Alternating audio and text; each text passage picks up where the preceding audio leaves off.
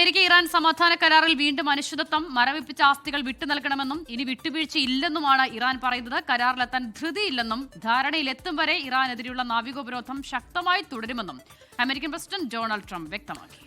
അതിനിടെ ട്രംപും ഇസ്രായേൽ പ്രധാനമന്ത്രി ബെഞ്ചമിൻ നെതന്യാഹുവും ടെലിഫോണിൽ ചർച്ച നടത്തി. മധു കൊട്ടാരക്കര വിവരങ്ങളും വെച്ചിരുന്നു. മധുചേട്ടാ, ഗുഡ് മോർണിംഗ്. അപ്പോൾ ഇവിടെ അവിടെ ഗുഡ് ഈവനിങ്.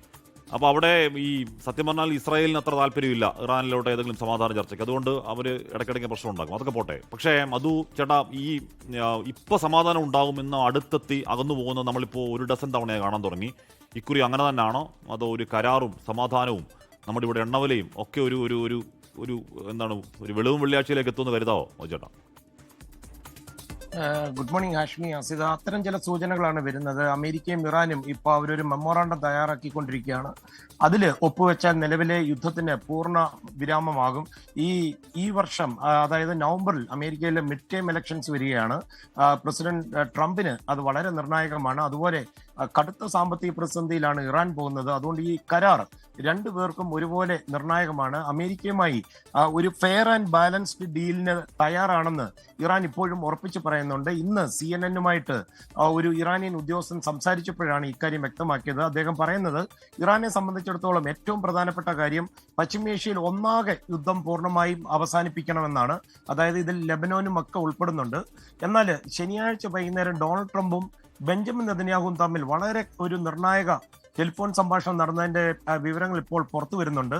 അതായത് ലെബനൻ ഉൾപ്പെടെ ഇസ്രായേലിനെതിരെ ഭീഷണി ഉയർത്തുന്ന എല്ലാ മേഖലകളിലും അവരുടെ പ്രവർത്തന സ്വാതന്ത്ര്യം നിലനിർത്തുമെന്നാണ് നെതന്യാഹു ട്രംപിനോട് പറഞ്ഞിരിക്കുന്നത്.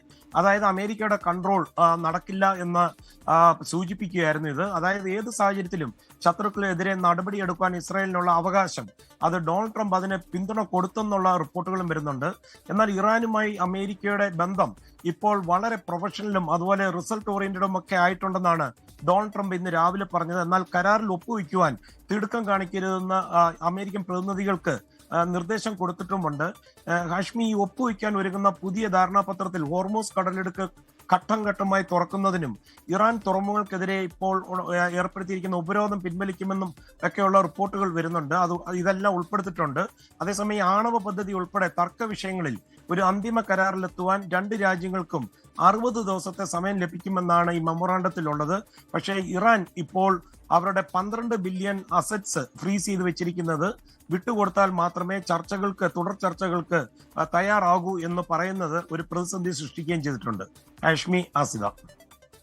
ഓക്കെ, മധു കൊട്ടാരക്കരയാണ് ന്യൂജേഴ്സിയിൽ നിന്ന് വാർത്തയുടെ വിവരങ്ങൾ നൽകിയത്. നമ്മൾ പലയാവർത്തി കണ്ടതാണ് ഇതാ ഇപ്പോൾ സമാധാനം വരുന്നു എന്ന് പറഞ്ഞിട്ട് പിന്നെയും അത് അകന്നകന്ന് പോകുന്നത്. പിന്നെ ഒരു ഘട്ടം കഴിഞ്ഞപ്പോഴേക്കും പിന്നെ ഈ മിസൈൽ ആക്രമണമൊന്നും കാര്യമായി ഉണ്ടാവുന്നില്ലെന്ന് സമാധാനമാണെങ്കിൽ കൂടിയും ഹോർമൂസ് അടഞ്ഞു കിടക്കുന്നത് ഈ പറയുന്ന ഇനിയും നമ്മുടെ ഇവിടെ എണ്ണവില കൂട്ടാൻ നോക്കിയിരിക്കുന്ന എണ്ണ കമ്പനികൾക്ക് വല്ലാത്തൊരു പ്രകോപനം ഉണ്ടാക്കും. അത് പെട്ടെന്ന് തുറക്കട്ടെ അല്ലേ?